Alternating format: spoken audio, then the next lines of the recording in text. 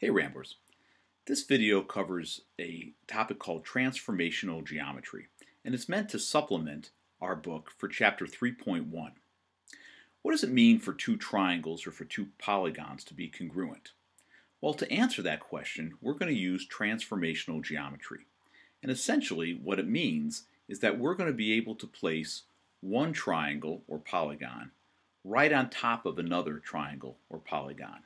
And if they are congruent, then we'll see that the corresponding sides are the same size, and the corresponding angles are the same size. So we're going to learn today three kinds of transformation called rigid transformations. And those will be just slides or translations. We'll learn rotations and we'll learn reflections. I want you to pay attention how to do each one, because we're going to do some work on that in class together. All right, Ramblers, take good notes, and I hope this helps. When we talk about rigid transformations, we want to do that on the coordinate plane. And the three that we're going to talk about are translations, reflections, and rotations. And we'll look at them in that order. Let's first then take a look at translations. A translation, or it's also known as a slide, is simply moving each point horizontally or vertically according to a rule.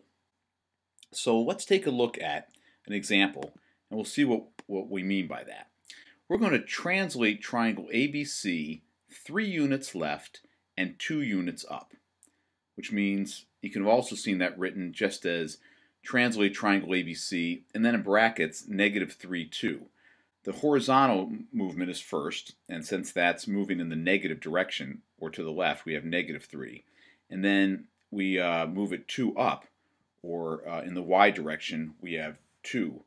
Had it been going down, it would have been -2. Okay, well, what I do with these is rather than move the whole figure, I just move each point one by one. So I'm going to start here at point A, and it tells me to move it 3 units left, so 1, 2, 3, and 2 units up, 1, 2, and I mark the point. Now I'm going to change the letters. I'm going to change it to A prime, and that A apostrophe means that it's an image. It's not my original. Now I'm going to go to B, and when I move B, I'm also going to move it 3 units to the left, 1, 2, 3, and 2 units up, 1, 2. And I'll also relabel that B prime. And then finally, I'll go to point C and move that 3 units to the left, 1, 2, 3, and 2 units up, 1, 2. And I'll label that C prime. And then from there, I'm just going to connect my points. A to B, B to C, and C to A. And that's my translation of ABC over to the new location. Now, make sure you understand how to do that, and then we'll move on to the next example, which is reflection. The second type of transformation that we'll talk about is called a reflection. Now, a reflection is moving each point to a new location so that it is a mirror reflection of the original. So for instance, suppose I wanted to reflect triangle ABC. I'll first of all have to establish a mirror. So let's take a look at example 2, which will do that. Example 2, we're going to reflect triangle ABC over the line x equals 6. Well, let's first draw our line. So if you were doing this, you would set up a line, x equals 6, and I'm going to, let's make that dashed so that it's really clear that it's just a mirror. And what we're going to do is reflect over that. And it's really quite easy. Once again, we go point by point. So I'm going to start with C since it's closest. And since C is 1 unit to the left of my mirror, I'm going to mark its reflection 1 unit to the right. And we'll call it, just as we did before, C prime. Then I'll take point B, since that's the next closest, and that is 1, 2, 3, 4 units to the left, so I'm going to move 4 units to the right. 1, 2, 3, 4. And once again, I will label the point B prime. And finally, I'm going to look at point A, which is 1, 2, 3, 4, 5 units to the left of my mirror. So I have to move 5 units to the right of my mirror. 1, 2, 3, 4, 5. And I label that point A, prime.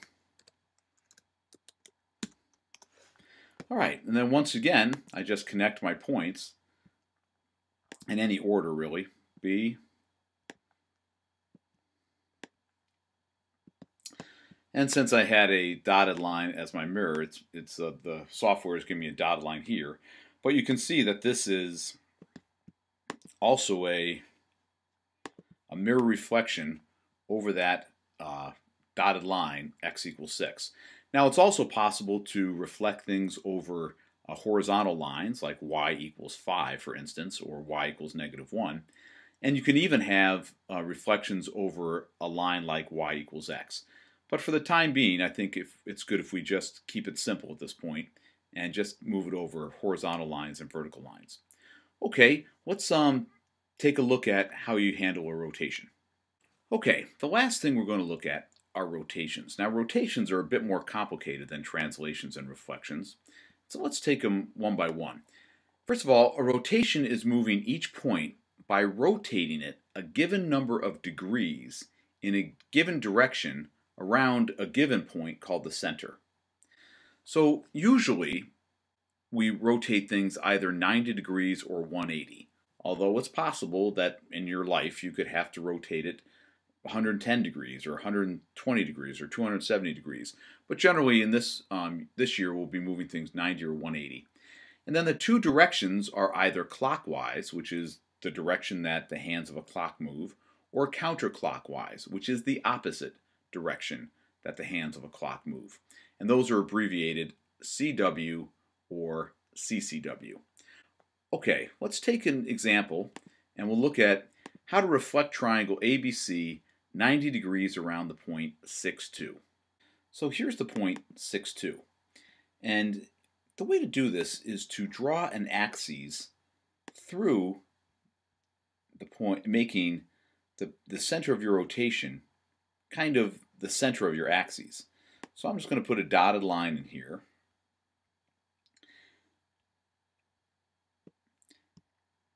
And what we'll do is we're once again going to move each point, point by point. So the first point is 1 over and 1 down. So my over is now going to become my up. So it's 1 up and 1 over. And I mark my first point, and let's label it C prime. Okay, now the second point is, let's move B next. So that's 1, 2, 3, 4 points over and 2 units up. So my over becomes my up, so I'm going to go up 4, 1, 2, 3, 4, and now I'll move over to the right 2 because I had moved up 2 units to get to B. So 1, 2, and we'll name that point B prime. Okay, and then last, I'm going to move point A. Now, point A is right on my new dotted axis, and that is 1, 2, 3, 4, 5 units. So I'm going to move up 1, 2, 3, 4, 5 units. And my new point there will be A prime. All right, then, if I connect these just as I had before, C to A prime to B, and B to C prime, I have my reflection around the point M. Now you can see that if you keep in mind, since we're moving 90 degrees, the quadrant created by my new dotted axes here, that C will be in, if it's in the third quadrant and I'm moving counterclockwise, it'll go up into the second quadrant. B, which was already in the second quadrant of my dotted axes, has moved into the first quadrant of my dotted axes. And finally, A, which was on the horizontal axis of my dotted axes, I've rotated and now is on the vertical axis of my dotted axes. Okay, let's take one more look at example number 4. We'll see how to reflect things 180 degrees. Okay, as we look at example number 4, we're going to reflect the triangle 180 degrees counterclockwise around the point 1, 1. So we no longer need these axes. And we're going to set up a new center point here at 1, 1. And once again, let's label that M for mirror. I'm sorry, let's call it C for center. Well, that makes it confusing with my other C. So let's call it, let's just call it point P. All right, now I'm going to once again set up some axes. And we'll do that here and down.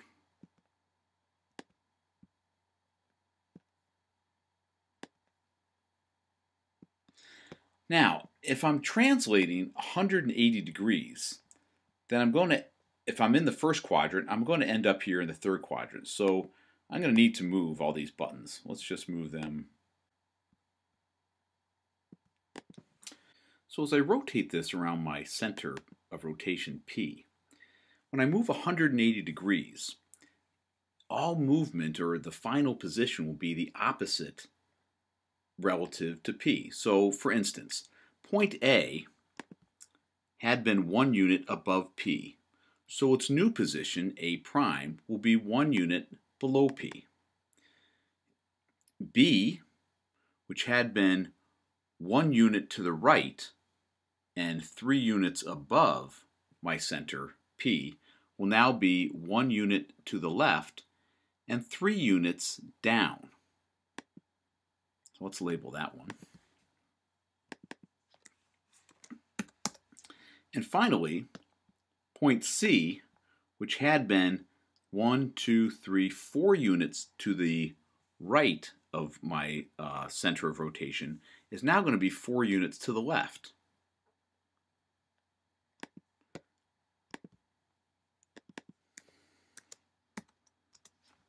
And so now if I connect my 3 points, B and C prime and A, and we can even change that to the display to show that, let's make that solid.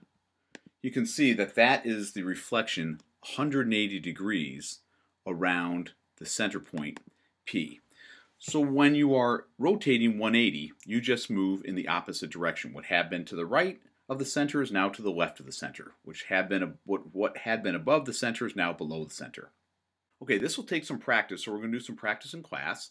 But Ramblers, thanks for watching. I hope you took good notes, and I hope it helped.